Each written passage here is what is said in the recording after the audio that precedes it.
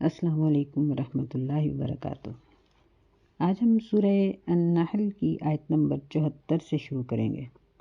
اعوذ باللہ من الشیطان الرجیم، بسم اللہ الرحمن الرحیم۔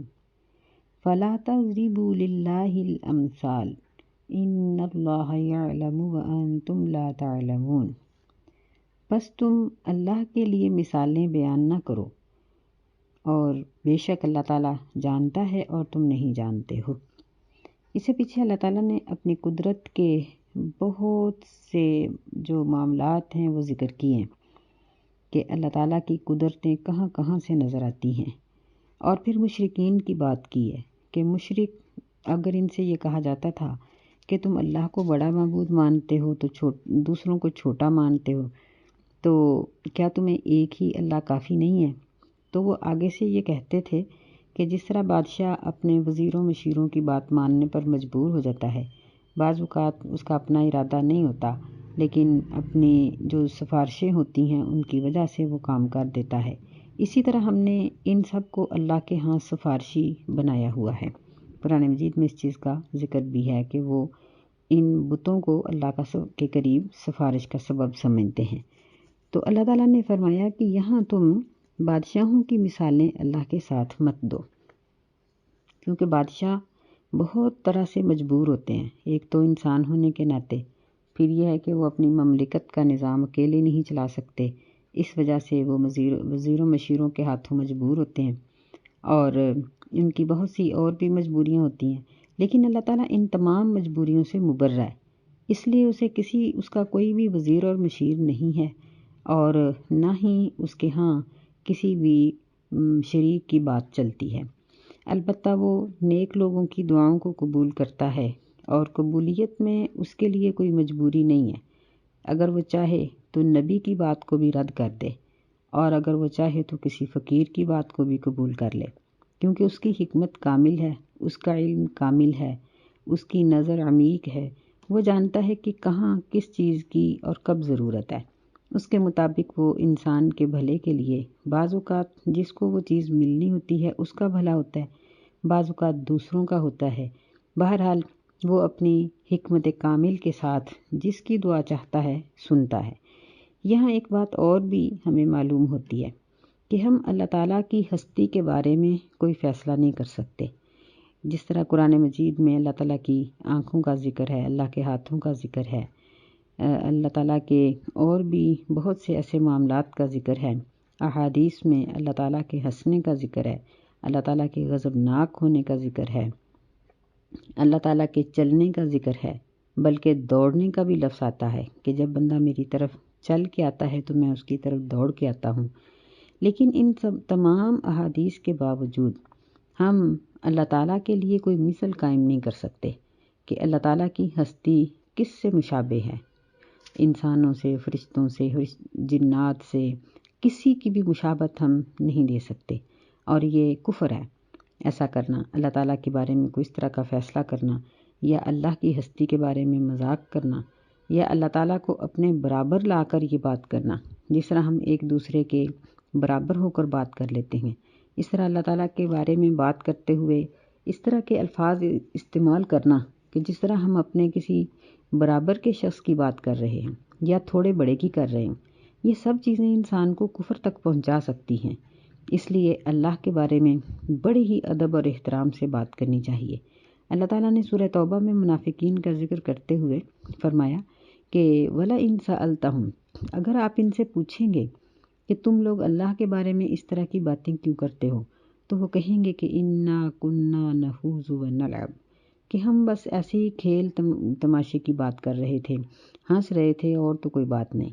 تو فرمایا کہ ان سے پوچھو اباللہ ورسولہ، فرمایا کہ منافق آگے سے یہ جواب دیتے ہیں کہ ہم کھیل رہے تھے، تو ان سے یہ بات کہہ دیجئے کہ اباللہ وآیاتہ ورسولہ کنتم تستہزئون، کیا تم اللہ کے ساتھ اور اس کی آیتوں کے ساتھ اور اس کے رسول کے ساتھ تم مذاق کر رہے تھے، ان کا مذاق اڑا رہے تھے؟ یعنی یہ چیزیں تمہیں یہ ہستیاں تمہیں اتنی چھوٹی لگیں کہ تم ان کا مذاق اڑاتے ہو؟ تو پھر آگے اللہ تعالیٰ ان کے بارے میں ڈانٹ دیتے ہوئے فرماتے ہیں کہ اب ہماری مرضی ہے کہ ہم ان کو معاف کریں یا ان کو ہم عذاب دیں۔ تو اللہ کے بارے میں زبان کھولنا یہ کوئی معمولی بات نہیں ہے۔ اور پھر یہ ہے کہ اللہ تعالیٰ کا اور انسان کا مالک اور غلام کا تعلق ہے، تو کسی بھی غلام کے یہ لائق نہیں کہ وہ اپنے مالک کے بارے میں کوئی بات کہے، اگرچہ انسانوں میں سے جو مالک ہوتے ہیں ان کے اندر ہزاروں خامیاں ہوتی ہیں، اور اللہ انسان کا مالک ہے اور اس میں کوئی بھی خامی نہیں ہے۔ فرمایا ان اللہ یعلم وانتم لا تعلمون، اللہ جانتا ہے اور تم نہیں جانتے۔ ضرب اللہ مثلا عبدا مملوکا لا یقدر علی شیء، اللہ تعالیٰ بیان کرتا ہے مثال عبدا مملوکا، ایک غلام بندے کی، لا یقدر علی شیء، جو کسی بھی چیز پر قدرت نہیں رکھتا، ومن رزقناہ منا رزقا حسنا، اور ایک دوسرا وہ شخص ہے جس کو ہم نے اچھا رزق دے رکھا ہے، فہو ينفق منہ سرا وجہرا، پس وہ اس میں سے خرچ کرتا ہے چھپ کر بھی اور ظاہر بھی۔ هل یستوون، کیا وہ دونوں برابر ہو سکتے ہیں؟ الحمدللہ بل اکثرهم لا یعلمون، سب تعریف اللہ ہی کے لیے ہے بلکہ ان میں سے اکثر نہیں جانتے۔ یعنی یہاں اللہ تعالیٰ نے مثال دی ہے ایک مالک اور ایک غلام کی، کہ دونوں کیسے برابر ہو سکتے ہیں۔ وہ غلام ہے، نوکر ہے، اور اس کے پاس کوئی بھی اختیار نہیں، اور دوسرا مالک ہے اور صاحب اختیار ہے، اور پھر وہ نرم دل غنی ہے، تو دونوں کیسے برابر ہو سکتے ہیں؟ الحمدللہ، سب تعریف اللہ کے لیے ہے، یعنی اللہ تعالیٰ تمام تعریفوں کا مالک ہے۔ اللہ اور اس کے بندے کی آپس میں کیا مثال ہے، کیا نسبت ہے؟ کوئی نسبت بھی نہیں ہے، لیکن اکثر لوگ اپنی جہالت کی وجہ سے اس طرح کی باتیں کرتے ہیں۔ وَضَرَبَ اللَّهُ مَثَلَ الرَّجُلَيْنِ، اور اللہ تعالیٰ بیان کرتا ہے دو آدمیوں کی مثال، أَحَدُهُمَا أَبْكَمُ لَا يَقْدِرُ عَلَى شَيْءٍ، ان دونوں میں سے ایک گونگا ہے جو کسی بھی چیز پر قدرت نہیں رکھتا، وَهُوَ كَلٌّ عَلَى مَوْلَاهُ، اور وہ اپنے مالک پر بوجھ ہے، أَيْنَمَا يُوَجِّهْهُ لَا يَأْتِ بِخَيْرٍ، جس طرف بھی وہ اس کو بھیجتا ہے وہ نہیں لاتا کوئی بھی بہتر بات، کوئی بھلائی لے کے نہیں آتا۔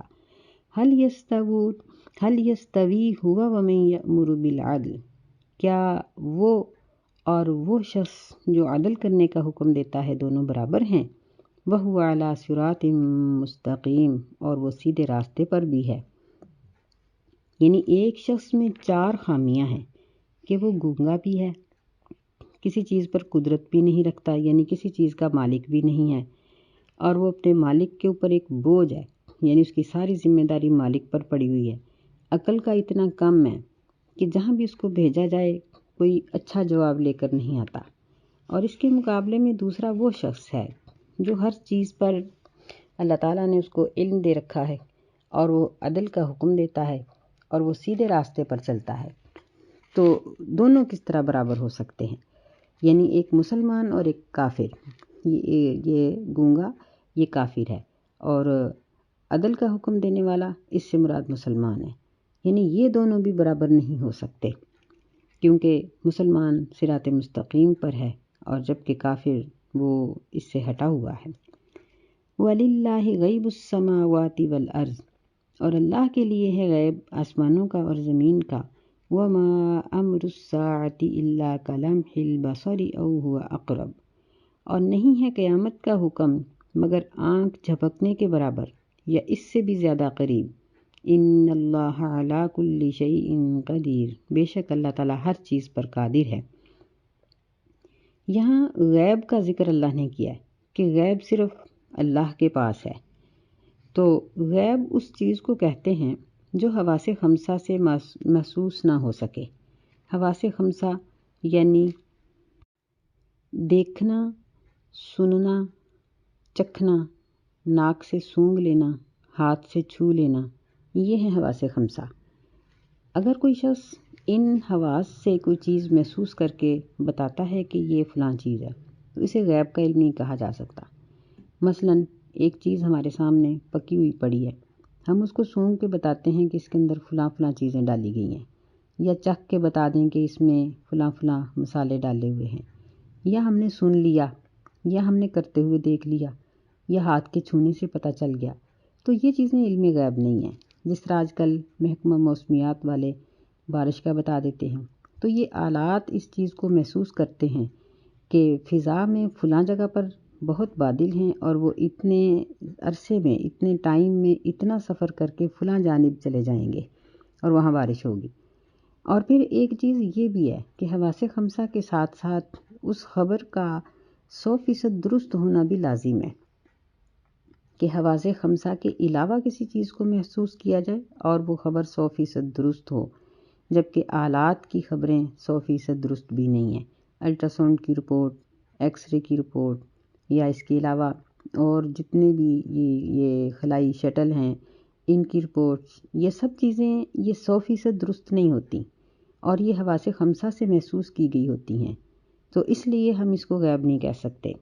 اور جو حقیقی غیب ہے زمین و آسمانوں کا، وہ صرف اللہ ہی کے پاس ہے۔ پھر اللہ تعالیٰ نے اس کے ساتھ ایک ایسی خبر کا ذکر کر دیا جس کو سمجھنے کے لیے سائنس بھی عاجز ہے کہ قیامت کب آئے گی۔ اللہ نے فرمایا کہ قیامت کب آئے گی اور اس کو کیسے برپا کیا جائے گا، وہ تو ایک لمحے میں آ سکتی ہے۔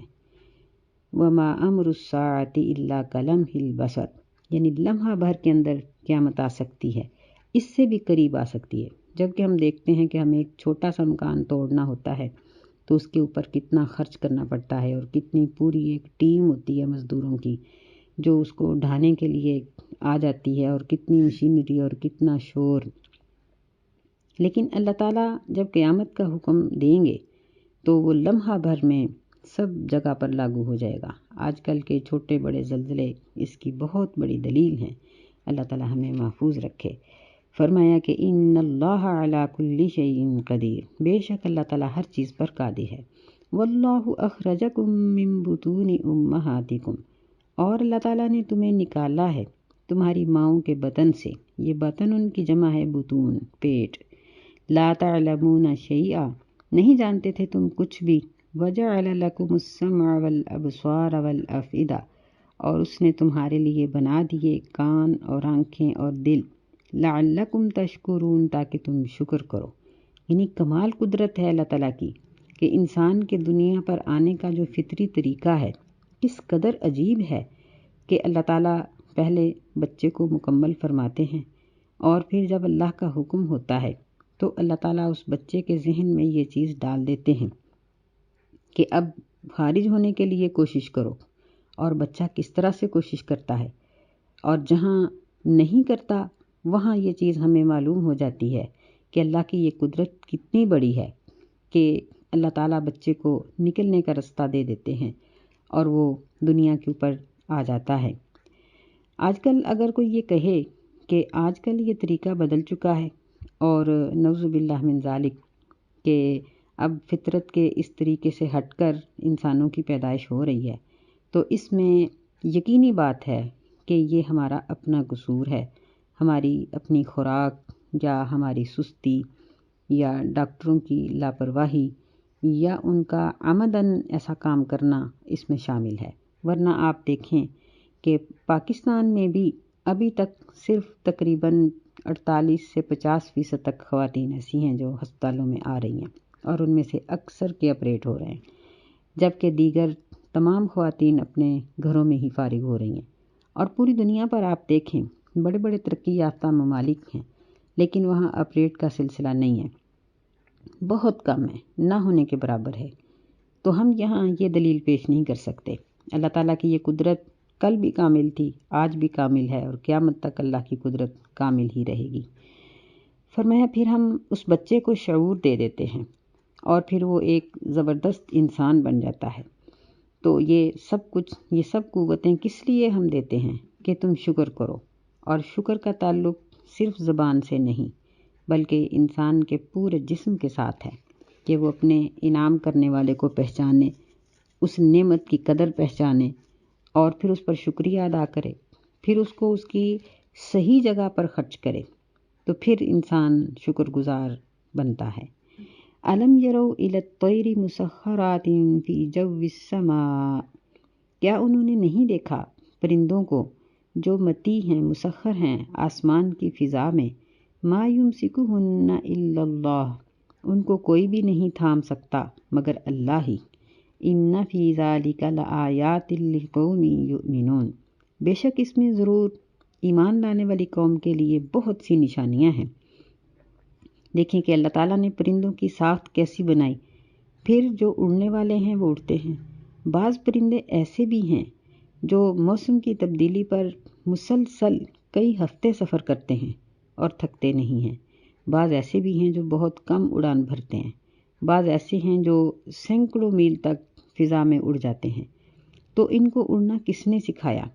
اللہ ہی نے سکھایا۔ ورنہ آپ دیکھیں کہ مرغی کے پر بھی ویسے ہی ہوتے ہیں، لیکن مرغی اتنا نہیں اڑ سکتی جیسا کہ پرندے اڑتے ہیں، کیونکہ اللہ تعالیٰ نے اس کو ہدایت ہی نہیں کی کہ یہ اڑے۔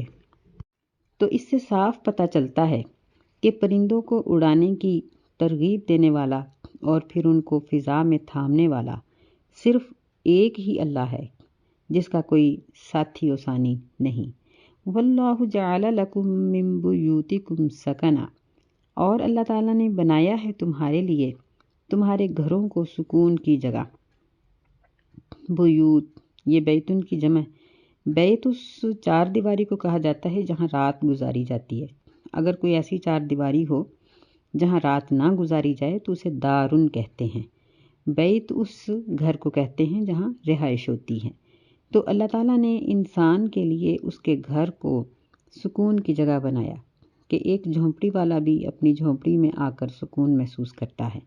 پھر اللہ تعالیٰ نے سکون کے لیے گھر کے افراد بھی عطا فرمائے۔ یہ اللہ تعالیٰ کی نعمتوں میں سے بہت بڑی نعمت ہے۔ وَجَعَلَ لَكُم مِّن جُلُودِ الْأَنْعَامِ بُيُوتًا، اور بنائے اس نے تمہارے لیے چار پاؤں کے چمڑوں سے گھر۔ جلود، یہ جلد ان کی جمع ہے، کھال جو جانوروں کے اوپر سے اترتی ہے۔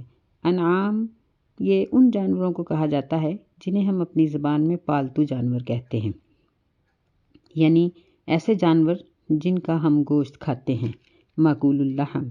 تو یہ ماکول اللحم، گوشت کھائے جانے والے جانوروں کی کھال ہی صرف جائز ہے۔ اس کے علاوہ باقی جانوروں کی کھال جائز نہیں ہے، مثلا کتے کی، بلی کی یا چیتے کی، یہ کھالیں حرام ہیں۔ نبی صلی اللہ علیہ وسلم نے ان کھالوں کو استعمال کرنے سے منع کیا، یعنی ان کھالوں کے ساتھ ایسی چیزیں نہیں بنائی جا سکتی جن کو انسان استعمال کریں۔ البتہ اگر کسی مشینری کے اندر ان کی کھالوں کو استعمال کیا جائے، جس طرح وہ واشلیں بنتی ہیں یا اور اس طرح کی چیزیں بنتی ہیں، تو وہ ہو سکتا ہے، ورنہ ان چیزوں سے نبی صلی اللہ علیہ وسلم نے سختی سے منع کیا ہے۔ تو دیکھیے کہ یہ بھی چمڑا ایک اتنی بہترین چیز ہے اور اتنی مضبوط چیز ہے کہ اس کی مثل کوئی اور نہیں۔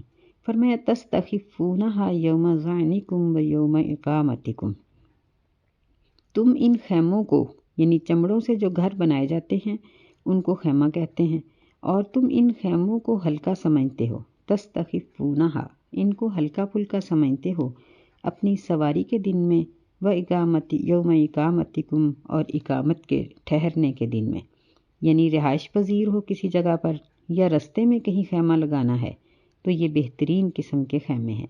وَمِنْ أَصْوَافِهَا، اور ان کی اون سے، وَأَوْبَارِهَا، اور ان کی پشم سے، وَأَشْعَارِهَا، اور ان کے بالوں سے، أَثَاثًا وَمَتَاعًا إِلَىٰ حِینٍ، یہ سامان ہے اور ایک وقت تک بہترین فائدہ ہے۔